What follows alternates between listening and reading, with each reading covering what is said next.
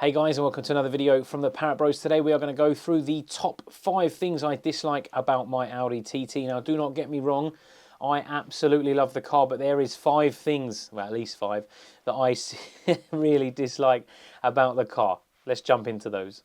So let's kick this off with probably the most annoying one for me out of the 5. And that is the cup holder position. Now if you know me, you know I absolutely love a cup holder. My only issue with it is where it is. You need to literally dislocate your shoulder to be able to put your beverage in. Now with a bottle, not so bad because you can just sort of stab around until you find it. With a can, I've actually put it in wrong a couple of times, spilt it, squeezed it as I'm pulling it out, because arguably there's nowhere to put a cup holder in the right area. But we do have a cup holder, but you almost need to just sort of turn around to find it to put your beverage in.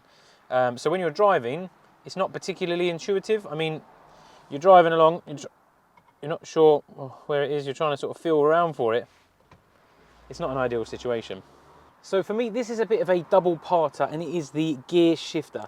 Now in this one, like all normal standard manual TTs, I find that the shifter is just a little bit just out of reach. Like if we go over into reverse, if it will find reverse, it's just at my fingertips. I can't put my hand on it. I'm leaning over and it's quite low. If you like your seating position quite high, you're leaning down to get to it.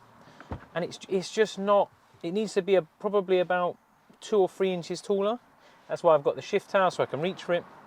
And the other thing is third gear. Now I don't know if anyone else has suffered this, but it seems to be like a 180 thing because I had exactly the same issue in my Seat Leon. And that is that when in anger, first, second, great. Third, it's not always there. For some reason, it's like the shifter moves wide, so it's like, and you end up doing that, you know, when it revs, very, very annoying. It's just a personal preference of mine. I don't know if it's because I've got short arms, maybe, but I just find you sort of leaning down to it, especially when you're driving in anger or on a track day, that kind of thing, spirited driving. It's just not the one. Now the clocks have to be one of my biggest bugbears with this car. Not only does this center screen go pixelated, half the time you can't make out what the problem is, the bigger issue is the fact that these actually fail. A lot of people lose their temperature gauge, a lot of people lose their fuel gauge. Now, if your fuel gauge suddenly decides to never come up when you turn it on, like in my silver one, and you can't read the screen in the middle, you don't know how much fuel you have. So I would recommend if anyone has this issue, go fill up, zero it, don't do more than 250 miles and you will be good as gold. If you do have this issue, go check out Motive Electronics. We've got a video on the channel before where we went and fully tested and repaired the cluster. Super, super common failure on these, and it is just crazy annoying. I see it in probably 50% of the TTs I've personally owned or see out and about, unless you watch the channel and you get it sorted. But it's one of the last things to get sorted because for some reason people just put it off. I am actually bad for that because I still don't have a working fuel gauge in my other one, but it is definitely an annoying part about the Audi TT. Another thing I dislike about the Audi TT, not so bad in the convertible, the Roadster, but it does still do it, is because it has frameless doors. The moment it rains, the water just comes straight off there. Because it has that nice, sleek, rounded design, it's basically a haven for water, and it literally lands straight onto your lap. It doesn't go past the door because it has that rounded shape. It gets wider as it goes down. All the water is coming onto your lap. So it's raining, you run out to the car, you open the door, you get soaked as you get in, and as you shut the door, more water comes in. Same as on the vice versa. If you're in the car, it's raining, you jump out, literally anything that's on the roof is going to end up down your back, on your legs, on your arm, all over the door. The door's soaking wet every time you open it. It is an absolute nightmare. Now, I will take an L on this one because I love the design of the car, so there's nothing I do about it, but it is just something I seriously dislike. If it's raining, it's just like, oh, I'm going to get soaked. Not the fact that you're outside in the rain. Even getting in or out of the car, you're going to get even more soaked. It's all wet inside, so when you put your arm on the door, your arm gets soaking wet. So for this one, go live somewhere hot and own a TT. That's all I can say. Now this last one, I'm surprised I'm saying it, but to be honest, I've been thinking it for a very long time, and what brought it on was actually we're doing a road trip to Scotland in September, and I'm a little hastened to take the car. Now, number 5 I'm going to put is trust. And not that I don't trust the parts or things I've done on the car. The problem for me is when I speak to quite a lot of you, it's because you have an issue.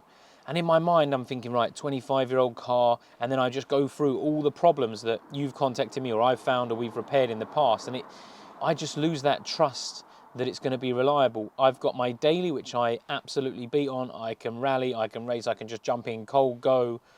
Not a single issue. I'll trust it to get me anywhere. If someone rang me and said, look, Dom, I'll give you £10,000 if you drive 300 miles, I probably won't pick the TT first. And there's probably nothing wrong with the car. The car will probably do it absolutely fine.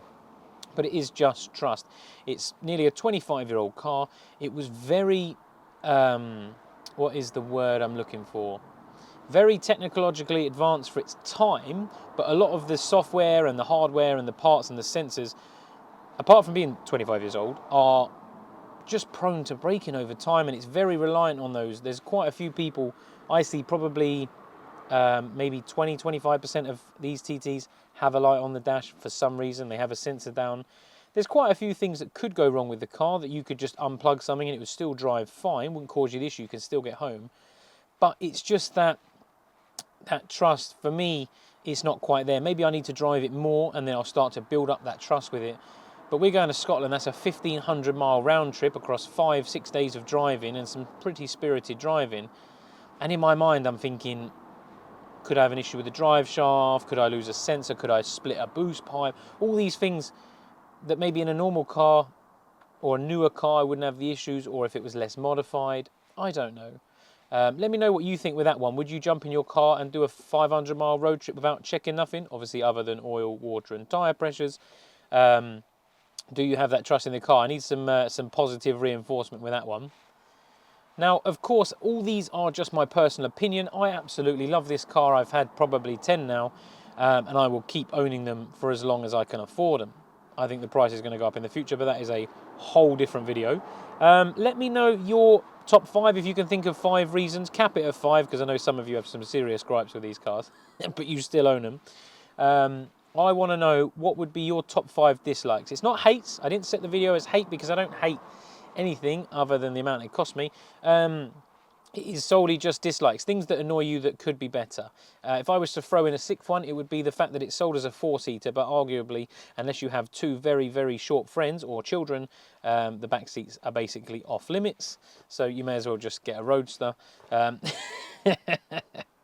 But I want to know what you think down in the comments. Check out, we'll do another video, 5 things I absolutely love about this car. There is a massive list to choose from, so that should not be a hard video. So get your thinking caps on for that one as well. But until next time, guys, bye for now.